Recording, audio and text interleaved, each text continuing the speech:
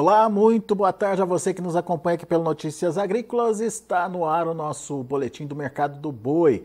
Um mercado que já vem pressionado aí nos últimos dias, quedas que vêm sendo registradas, quedas importantes na arroba do boi gordo e aparentemente temos pela frente uma continuidade dessa pressão. Vamos perguntar para quem entende, vamos lá para o CPEA, onde está o meu amigo Tiago Bernardino de Carvalho, pesquisador lá do CPEA. Seja bem-vindo, Tiago, e ajuda a gente a entender esse mercado. Um movimento de perda que aparentemente já era previsto, né, Tiago? É um momento em que a gente tem realmente um aumento de oferta. Confirma? Olá, boa tarde, Alexander, amigos dos Notícias Agrícolas. Novamente, satisfação estar aqui junto com vocês. É um cenário um pouco nebuloso, né, podemos dizer assim, para o pecuarista, mas que vinha se desenhando ao longo de 24, né, nas nossas falas aqui, nas nossas análises, de um cenário mais confortável de oferta, sim, apesar do bom momento das exportações, o bom cenário das exportações, mas um cenário bem pressionado pela disponibilidade interna de carne, que coincide, infelizmente, aí com maio, né, ou tradicionalmente, na questão produtiva, com o final da safra, menos chuva, menos pasto, menos luminosidade, menos produção de forragem, né, menos produção de forragem, somado ao período de desmame, né? Então, a oferta de animais no campo, né, a disputa por área dentro da propriedade, no bom sentido, né, a categoria de animal que vai permanecer, a necessidade do produtor fazer caixa, então tudo isso ajuda a entender um pouquinho o que está acontecendo no campo, né? Somado, obviamente, à estratégia da indústria de aproveitar momentos de preços mais confortáveis e montando escalas, né? Então, a junção de uma escala um pouco mais alongada, somado uma disponibilidade maior de carne no mercado, com mais condição de animais dependendo da falta de pasto, eu faço com isso uma pressão muito forte no mercado.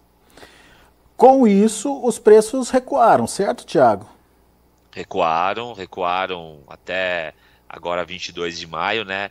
A recuo aí ao longo do mês de maio de 24, algo em torno acima de 3%, né? Então, ele sai aí do início de maio de 231, por volta de 230, 231, para próximo já de 223, então, em valores absolutos, uma queda de R$ 8 por arroba, né, uma queda aí de 3,2% ao longo do mês de maio.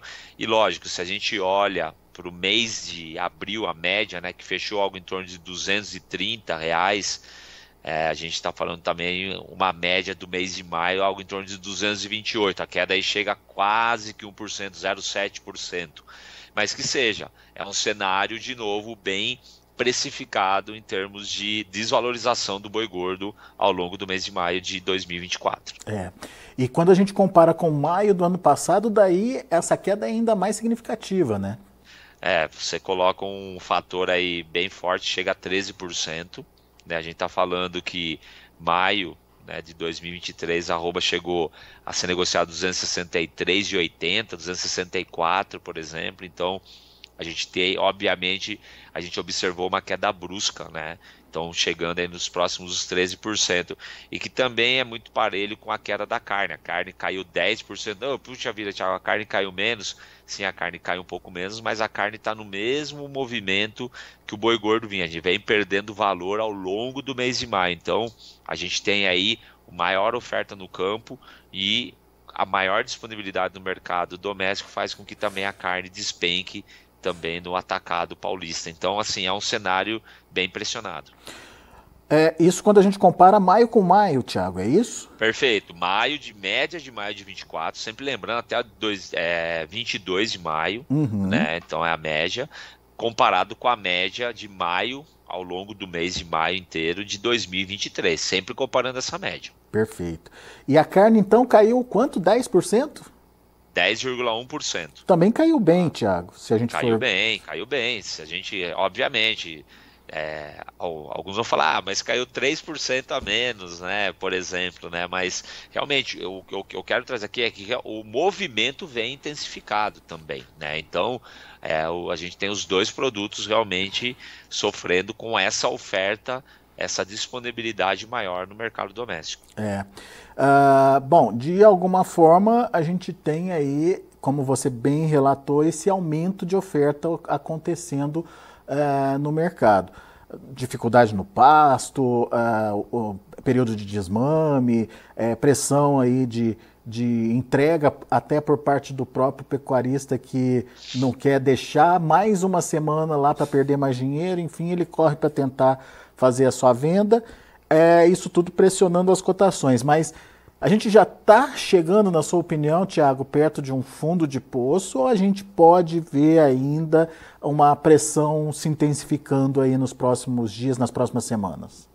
É uma análise importante para a gente fazer. Obviamente isso deve ser regional, dado toda essa condição climática que a gente está vivendo, né? Algumas regiões com menos condição de pasto, outras regiões aí na região de transição, até com uma condição interessante de pasto, que dá para manejar melhor os animais. Mas se a gente for analisar, sempre olhando um pouquinho o retrovisor e olhar os últimos anos, e nem vou muito tempo atrás não, né?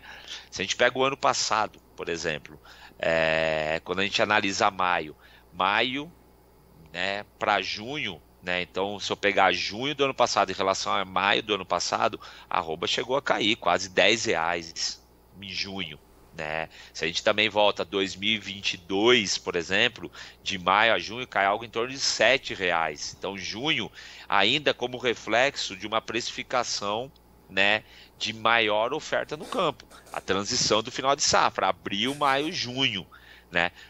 E sempre lembrando, final de 21, 20, muito investimento, então a oferta está maior, porque quando eu olho um pouquinho alguns anos anteriores de restrição de oferta, que foi 20, 21, por exemplo, eu tenho o efeito contrário, tá? Se eu pegar 20, por exemplo, maio de 20, era 292 arroba, né? Junho de 20, 295, então valorizou, tá? Maio de 21, 324. Junho de 21, 331. Eu sei que é bastante número, mas só para quem está nos acompanhando ter essa clareza.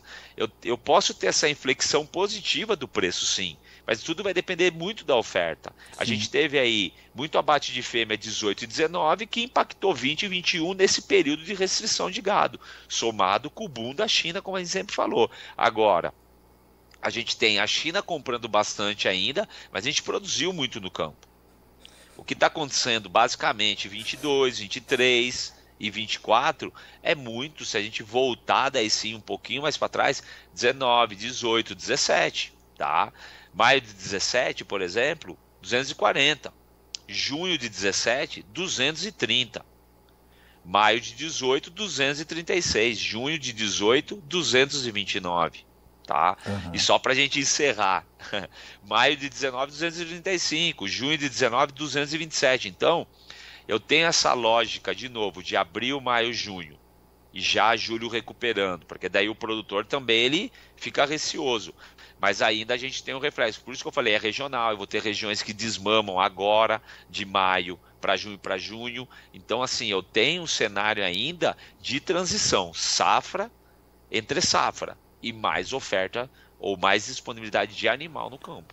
Ou seja, se a lógica ou o histórico se confirmar, temos ainda uma pressãozinha para acontecer na arroba ao longo das próximas semanas, certo, Thiago? Sim, vai depender, obviamente, do campo, vai depender como que está essa escala do frigorífico, se ele já aproveitou e alongou um pouco mais a escala.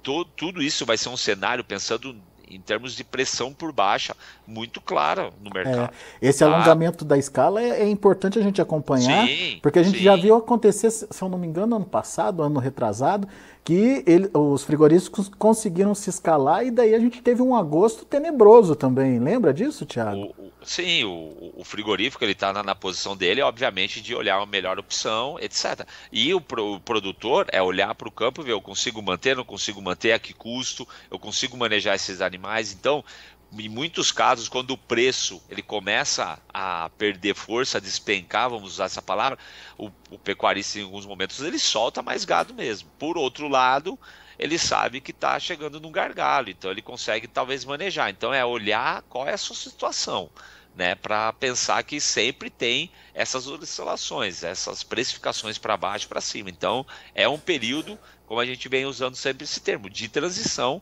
no mercado pecuário. Muito bem. Bom, enfim, entendemos que temos aí um momento normal, sazonal, de pressão nos preços acontecendo em momentos de oferta ou de ciclos de oferta de animais elevado. Esse ciclo está para mudar, certo, Tiago? E essa mudança, você acredita que já começa a acontecer ainda esse ano ou vai ficar para 2025? O que a gente pode esperar para o segundo semestre, por exemplo? Olha, o que eu venho falando aqui com vocês, eu acredito ainda numa melhora assim no mercado doméstico. Obviamente não é o que vai salvar a lavoura para voltar o preço a 280, 300, óbvio que não, isso daí está claro para o mercado, mas o próprio mercado futuro já sinaliza patamares acima de 240 num cenário de um pouco sim melhor de demanda e uma restrição na oferta. A gente sabe que tem os confinadores, os empresários mesmos de confinamento que já estão no planejamento desde o ano passado, com uma saca de milho a R$ 50 que foi comprado ano passado. Então eu tenho já uma lógica produtiva, mas a gente ainda tem alguns confinadores ou que vão procurar um boitel que vão evitar, porque o preço do boi não está interessante agora. Então isso pode ajudar a restringir a oferta em alguns momentos do segundo semestre, fazendo com que o preço se equilibre e valorize, né? Então é um cenário interessante. A China, tradicionalmente, em termos de volume, não está pagando tanto mais, mas em termos de volume sempre compra mais no segundo semestre. Tá? Isso daí historicamente é assim.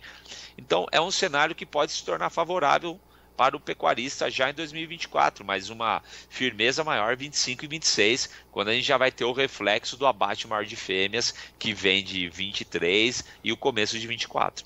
É bom quando você faz esse alerta, né, Tiago, porque existe sim um cenário, pelo menos de intenção, lá divulgado pelo e-mail, de acrescentar animais para confinamento no segundo semestre, né? Se eu não me engano, é uma adição aí de 50% em relação à intenção de confinamento no mesmo período do ano passado. Óbvio que a gente está falando de intenção, isso virar prática é outra história. Mas existe um cenário mais favorável aí para confinamento. Resta saber como é que isso vai se comportar diante dos preços e como a demanda vai acontecer, né? Sim, e claro, o mercado mudou bastante. Eu tenho a gestão do risco de preço do produtor, eu tenho a gestão com garantia de escala do produtor junto com o frigorífico. Tudo isso favorece a negociação mais robusta entre as duas partes e também eu posso pressionar todo o mercado de balcão assim por diante. Então vai depender muito desse apetite do confinador e como ele vai fazer esse negócio. Sim. Se ele realmente vai ficar esperando sempre o balcão ou ele vai fazer algum tipo de contrato, algum tipo de negociação, algum tipo de fidelização junto com a indústria, que isso facilite o escoamento da produção. Então tem todo um cenário que acredito sim ser positivo, mas que vai depender muito da operacionalização do confinamento sim no segundo semestre, de que modo esse boi vai chegar no frigorífico.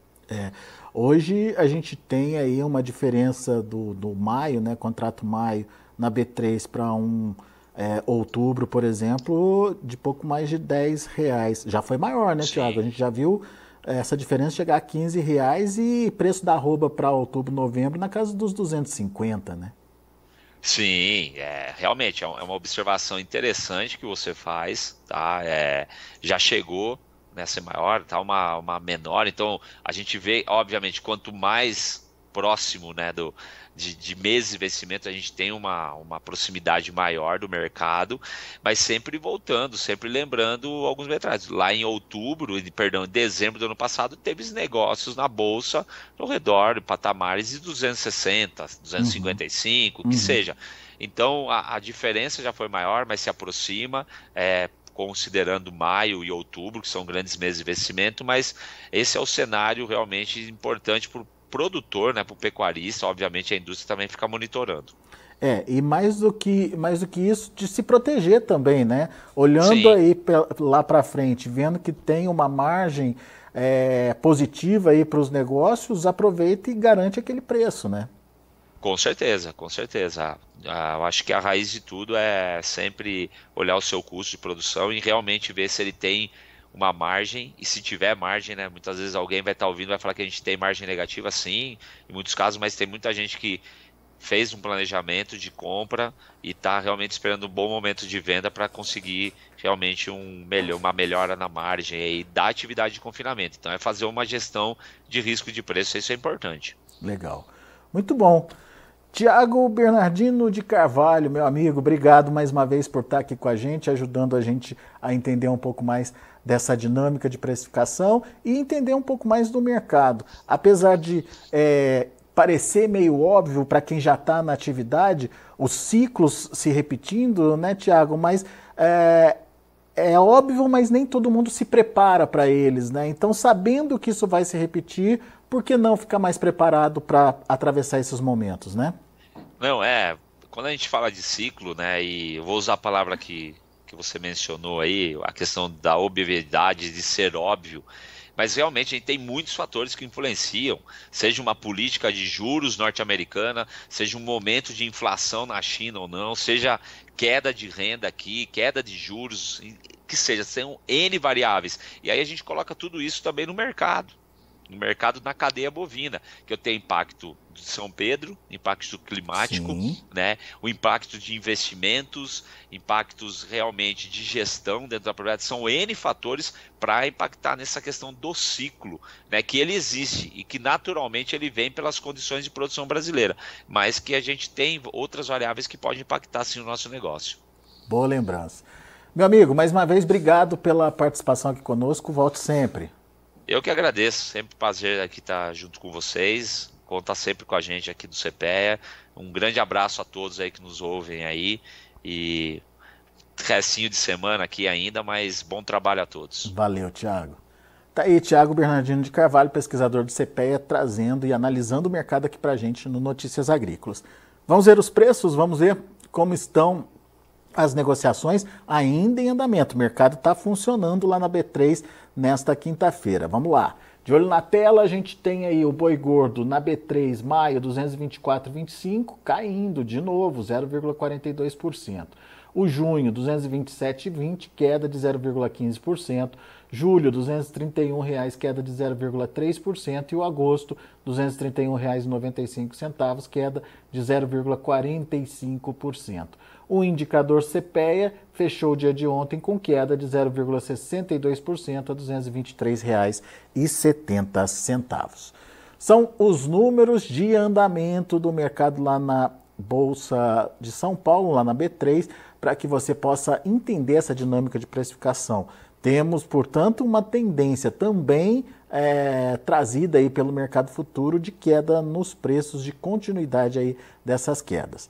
Daqui a pouco a gente volta com outras informações e mais destaques. Continue com a gente, Notícias Agrícolas, informação agro relevante e conectada.